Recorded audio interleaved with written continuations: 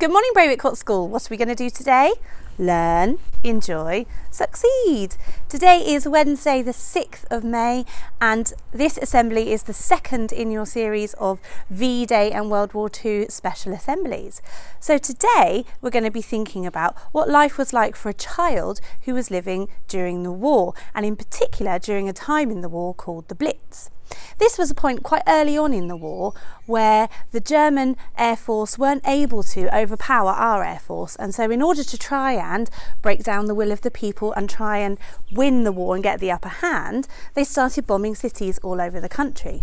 To keep families safe during the Blitz, when bombs were dropping in the night, there would be an air raid siren which would be like a warning for everybody nearby, and when you heard the siren you had to go to the shelter. Some towns, cities and villages had shelters that were communal for everybody to join, and some people made shelters in their own homes to keep them safe until the air raid was finished and the all clear was sounded.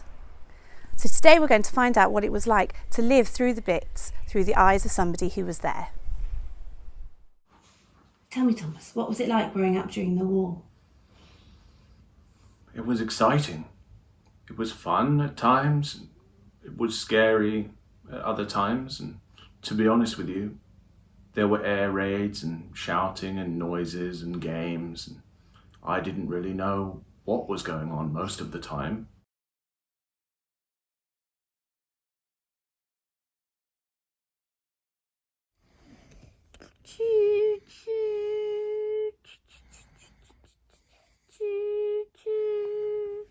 Vroom, vroom.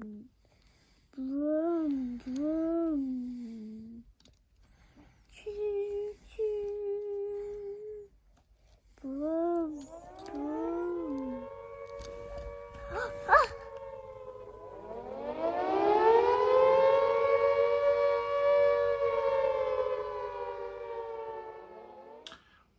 I was 5 years old in 1940. I lived at home with my mother and my sister Frances. My father was away fighting the war at the front. I remember being happy at the time because the schools were closed and I could play at home with my sister all day. But I remember it being a different experience at night time, particularly when we heard the air raid siren.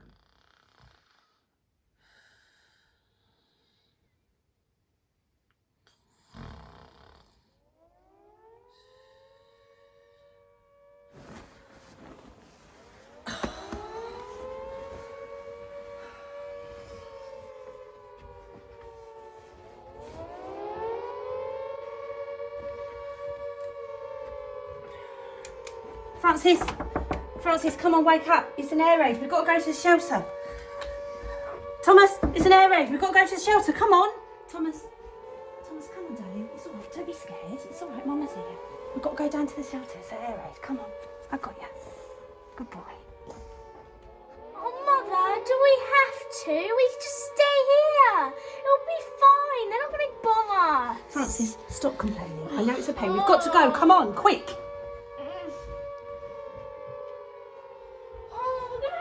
Shelter again. It's cold. Francis, stop complaining. The bombs are coming. Come on, quick. Mommy, I'm sad.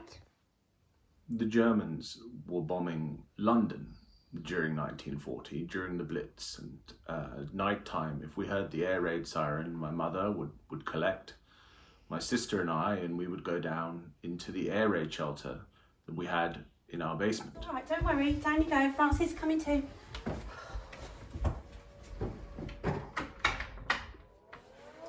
Don't worry, children. Sit down on the bench. I'll get the candle. That's it. You did a great job. Oh, this will be better. Then we can see what's going on. There. That's better. It's okay. We're fine. We're safe now. It's all right. But listen. They're getting closer. 1, 2, 3. 1, 2, 3, 4. 1, 2. Listen.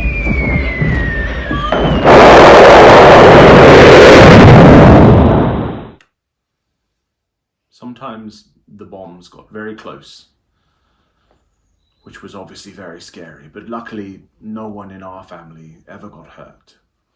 But we did plenty to keep our spirits up.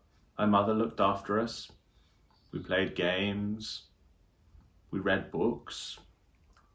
We sang songs. And often we just slept.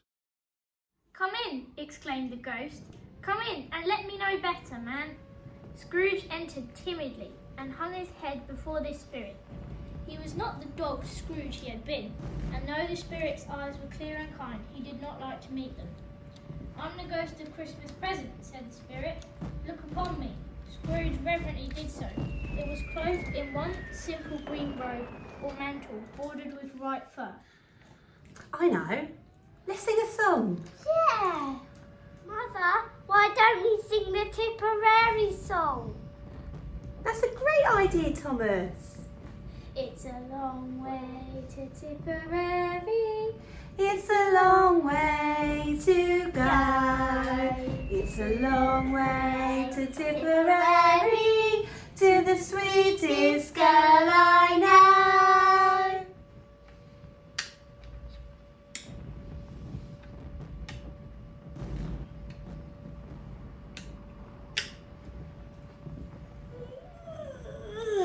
Come on, Fancy, it's time for you to get some sleep like your brother.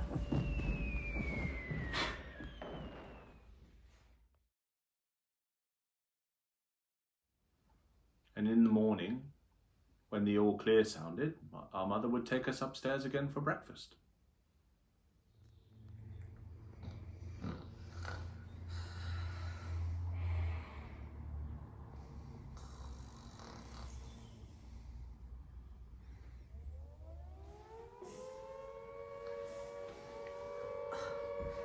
Come on, children. Thomas, that's the all clear. Come on, we can go back upstairs now. The war went on for another 5 years after that night. I was nearly 10 by the time the war finished, and after all that hardship and fighting and hiding in the basement, we celebrated the victory in Europe on VE Day on May the 8th, 1945. People partied and danced for days after VE Day. We had lunches in the street, we played with our neighbours, and eventually Father came home from the front. We never had to sleep in the basement again.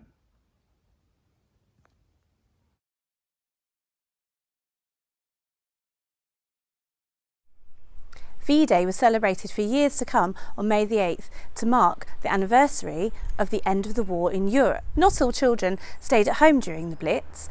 A lot of children were evacuated out of cities into the country where it was safer and they were less likely to be bombed. Tomorrow we're going to be hearing from a very special visitor who's telling us her first-hand experiences of what it was like to be an evacuee during the war and how she celebrated V-Day.